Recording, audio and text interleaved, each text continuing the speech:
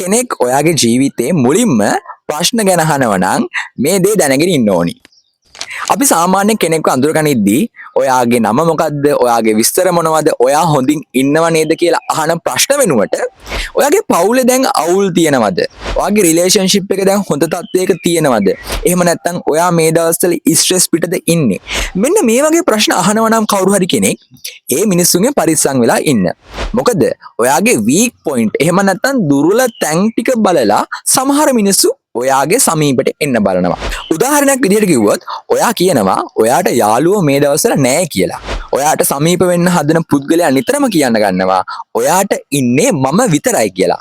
ඒකත් එක්ක ඔයා තුල අසීමිත විශ්වාසයක් ගොඩනගෙන පටන් ගන්නවා. විශ්වාසය කියන්නේ කාලයත් එක්ක ගොඩනගෙන දෙයක්. ඒ නිසා පෞද්ගලික දේවල් කියද්දී පොඩ්ඩක් ඉවසලා ඉන්න.